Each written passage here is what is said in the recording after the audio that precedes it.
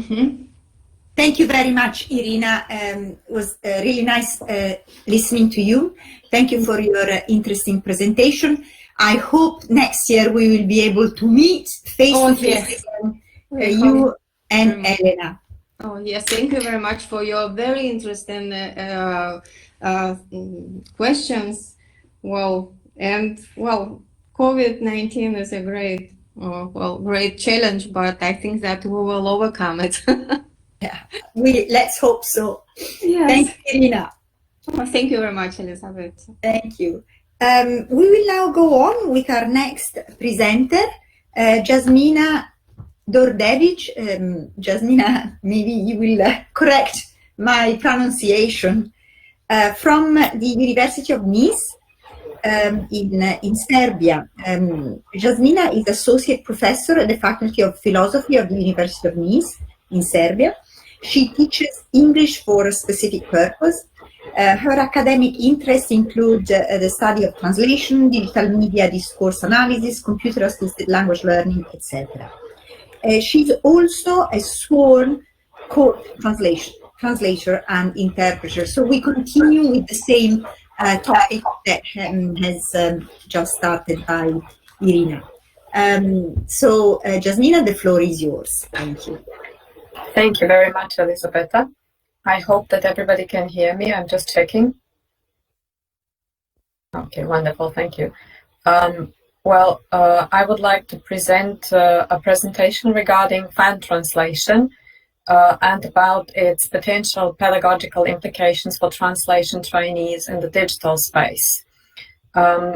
As I will try to present, this area of fan translation has become quite interesting because of the situation that we are now in, and considering the fact that we are using the internet quite often and very much in order to view content, in order to share content, and basically enjoy in various types of content.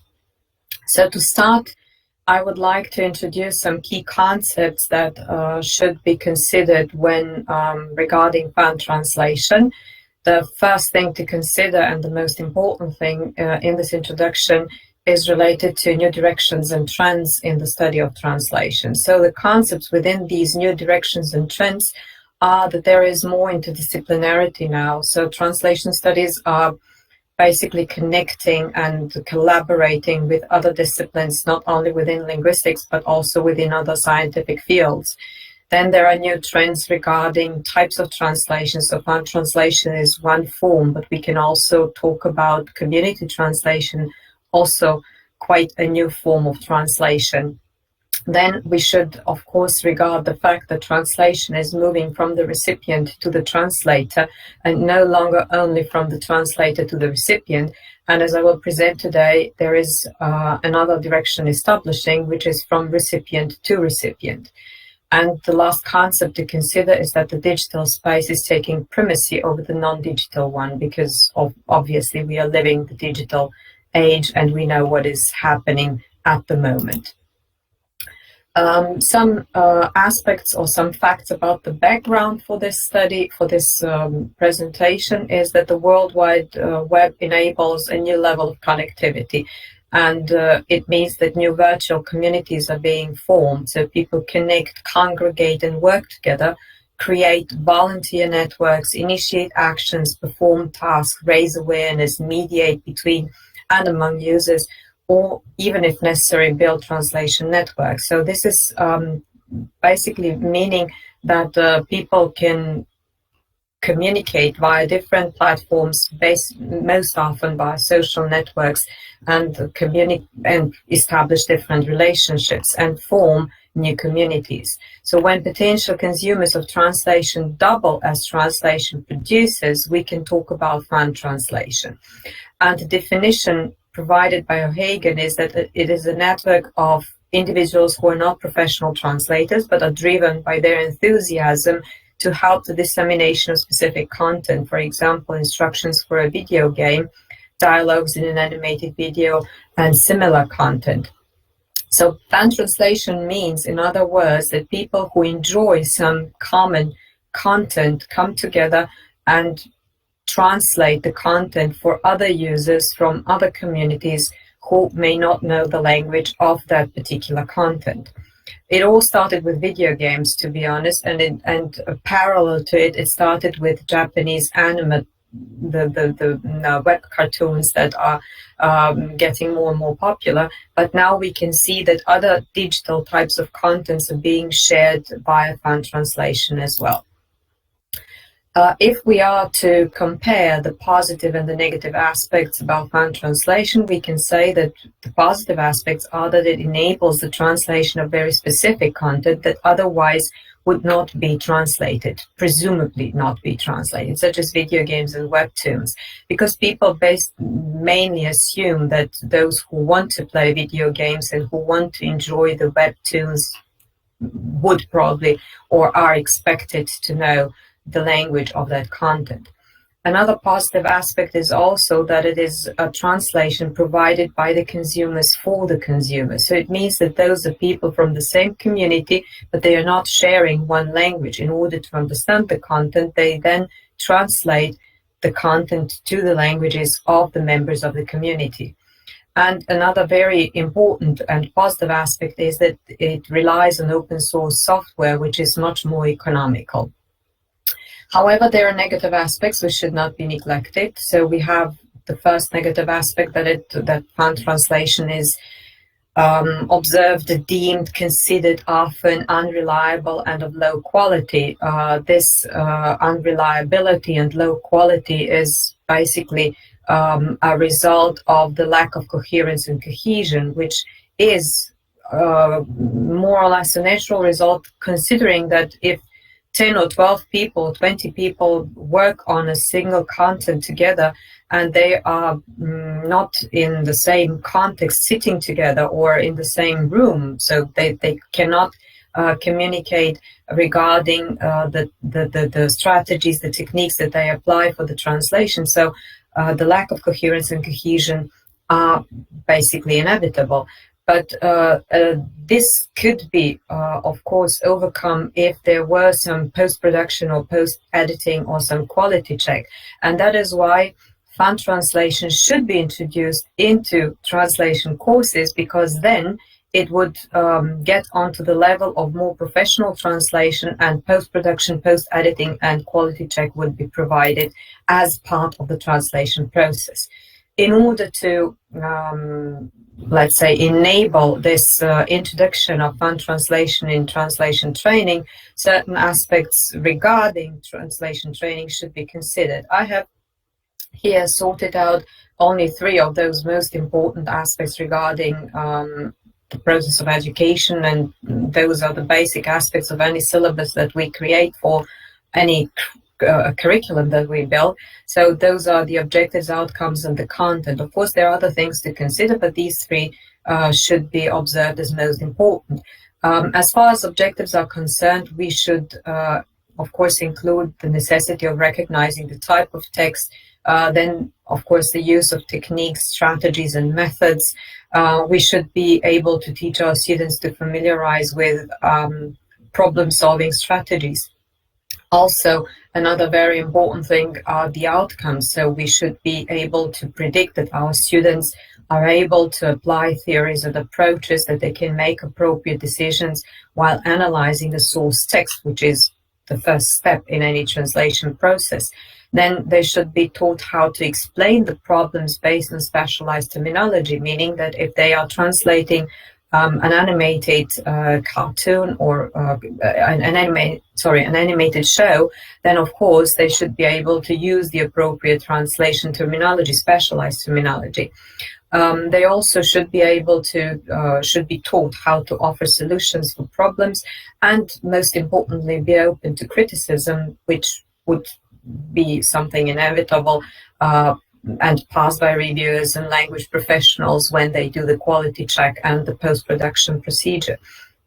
As far as content is concerned, of course, students should be prepared to be able to translate various texts from different fields and industries, such as the entertainment industry, film and animation industry, video games, webtoons, and the list is quite long nowadays. More and more different types of content are appearing practically on a daily basis.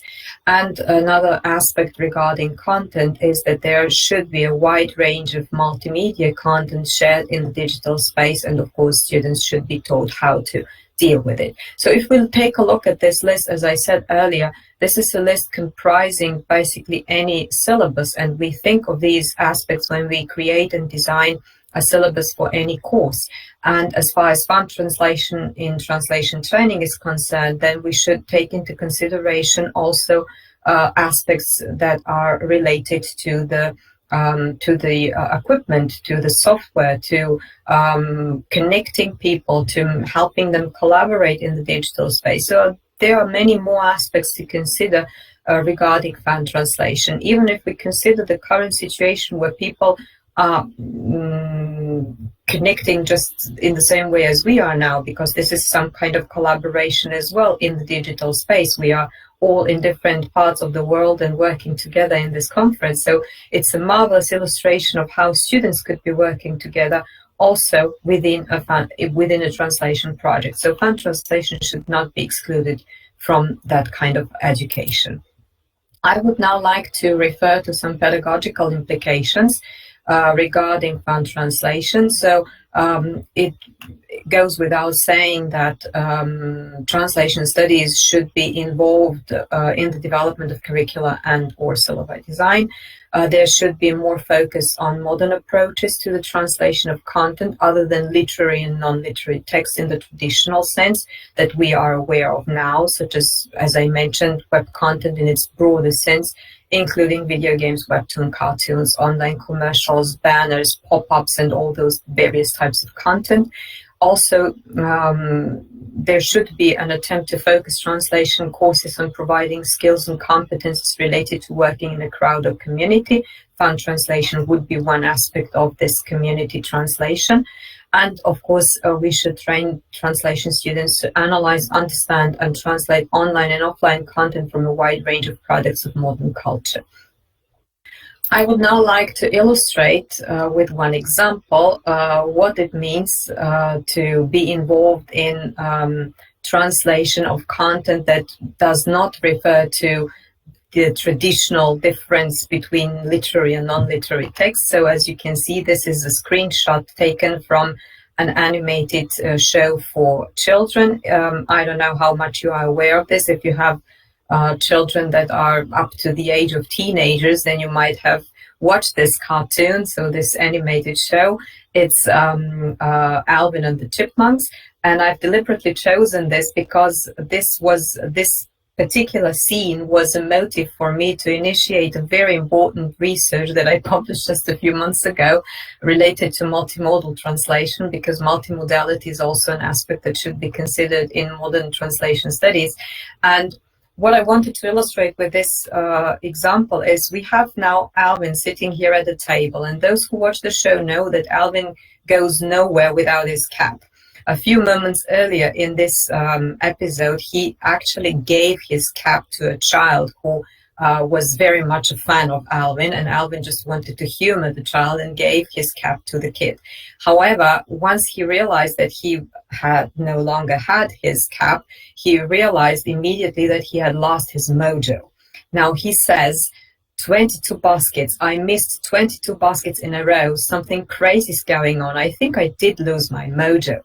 Now, my daughter was watching this episode together with me, or maybe vice versa. I was watching with my daughter, and I asked my daughter, she is now 13 years old, and I asked her in Serbian, do you know what mojo is? And she said, just no, I have no idea.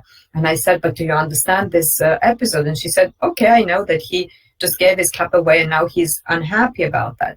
And that is when I realized that the translators had made a huge mistake, because in Serbian, the cartoon, I forgot to say that the show every show in Serbia is being dubbed for kids, so it was completely in Serbian.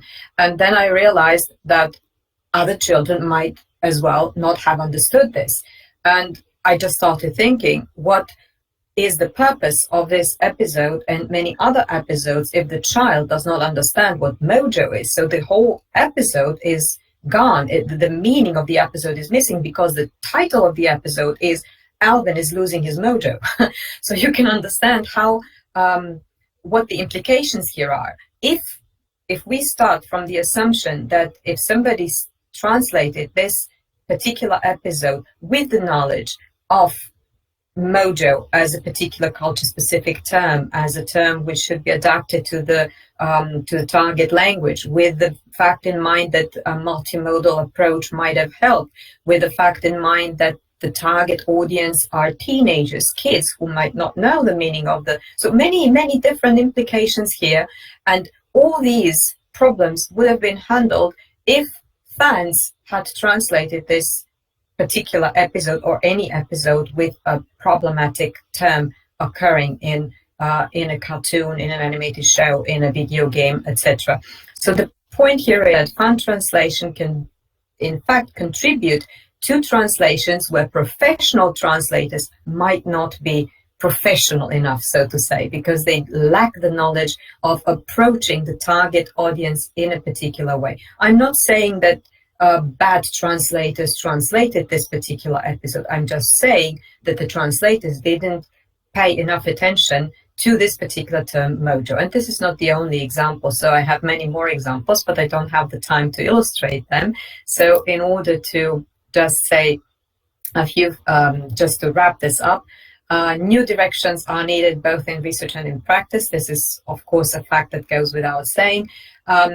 Including fan translation and translation training would be a huge step forward in the training of professional translators, and possible resolutions of issues in the modern translation industry would basically help to surpass problems that are new market demands in the digital space, amateur translators, lower prices, high productivity pressure, highly competitive market, freelancers who have to deal with their quite often unsettled status. A fact, by the way, going on in Serbia right now, where the IRS is seeking money from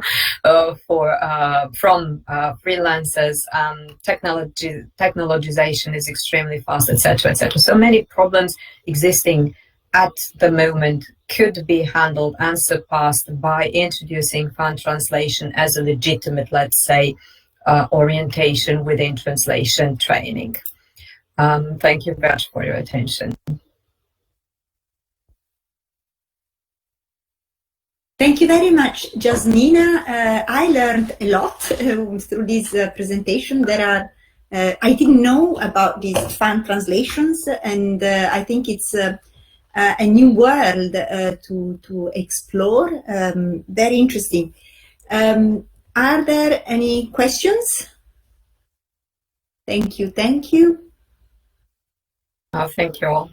I have a question that is more a curiosity. I have a son who is 8 years old, so I'm familiar with the cartoon you were mentioning, and we watch cartoons in English with my son, and he often asks me to translate, and I find it extremely difficult.